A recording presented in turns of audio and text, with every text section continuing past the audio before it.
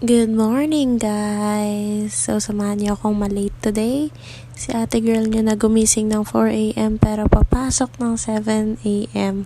Grabe, sobrang tagal kong kumilos.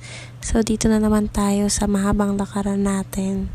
Sa kahabaan ng SM. So, while walking, I was thinking kung mabilis lang ba talaga yung oras o sadyang matagal lang talaga ako kumilos. Ang init-init pa, but tapos may nakita akong may naglalampungan sa harap ang aga-aga. So, since it's almost a half hour when I get to the school, inisip ko na lang talaga na wag pumasok sa first sub at pumunta sa restroom. Kita nyo naman, wala pang tao.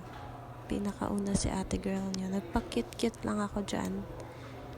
Since I think matatapos naman na yung time namin. So, di na ako humabol. Hindi ko na binigyan ng chance yung sarili ko, guys. Tapos, ayun si ate niyo, girl. Tamang self-check lang sa mirror.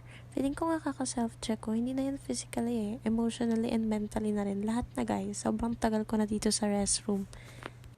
Hello, live update. Live, hindi pala ganyan. Mamatay na. Ganun lang, ganun. Medyo na lang. Ganyan lang. Live update ng mga taong pumasok na Ganyan inspired. talaga. Ganyan, dalawa. Pumasok kami na inspired, uuwi kaming expired. Guys, nalaman namin ang grade namin ngayon. So, after na mahabang time ko sa restroom, napag-isip-isip kong pumasok pa rin talaga. Although late na ako, I take the risk. And then, nag-consultation lang pala sila. Good thing because katatapos lang din ng midterm. Nalaman namin yung grades namin at wag nyo nang tanungin kung ano yun. So, we're heading to our next subject. Pero feeling ko kakaalis lang nila. Deserve natin to. Maging masaya kahit anong mangyari. Hi guys. We're going home na. Medyo mainit pa siya. Dalawa ata. J-O-N. Bye-bye. Magbabay ka sa vlog ko. So, kasabay namin umuwi yung new friend namin. So, classmate lang din namin siya but we're not that familiar with So her.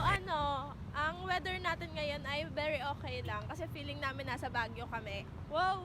Malamig The kasi ng weather today hangin. is kinda cold kasi ang sarap lang ng hangin. Dati kaya, pupunta So, we just had another grade consultation sa aming geo subject.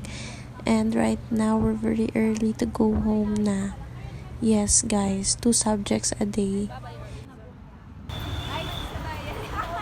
Guys, China na dito. Chinese New Year is waving at SM Feel na namin Fairview na na. nasa China kami. Hindi na namin kailangan pumunta ng China, ha? Papaliwanag ko. Ano? Yan si Jules, nagpapaliwanag siya ng mga transpo niya at sinasakay niya pa uwi at required makinig. So, yeah.